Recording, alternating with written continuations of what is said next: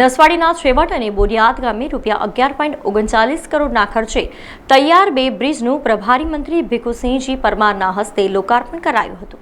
છોટાઉદેપુર જિલ્લાના નસવાડી તાલુકાના છેવટ ગામે ₹11.39 કરોડના ખર્ચે તૈયાર બ્રિજ જાહેર જનતા માટે ખુલ્લા મુકાતા આસપાસના ગામોના લોકોને લાભ થશે। આ પ્રસંગે સ્થાનિક પરંપરા મુજબ ગ્રામજનોએ પ્રભારી મંત્રી અને ઉપસ્થિત લોકોનું સ્વાગત કર્યું હતું।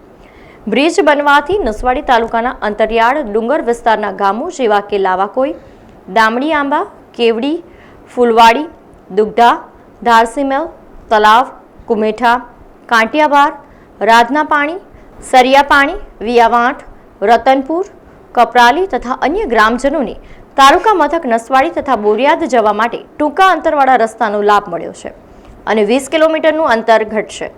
ચોમાસાની ઋતુ દરમિયાન વિદ્યાર્થીઓને શાળાએ આવવા જવા માટે સુવિધા મળશે।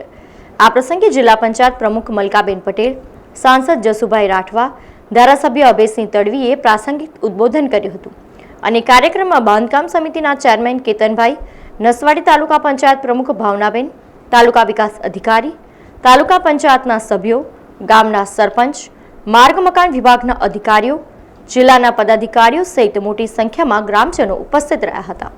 અભિષેકભાઈ જે ધારાસભ્ય એના અને એમની જાગૃતતાના કારણે, એમની જોરદાર રજૂઆતોના કારણે મને એમ લાગે છે કે આ બે પુલ તો ખરા જ, પણ એ સિવાયના પણ ઘણા બધા કામો એમને મંચ ઉપરથી પણ એમને જણાયું તો એટલા બધા કામો એ થઈ રહ્યા છે કે જેની આપણે કલ્પના ના કરી શકીએ। વર્ષો પહેલાં આ વિસ્તાર ખૂબ જ પછાત હતો।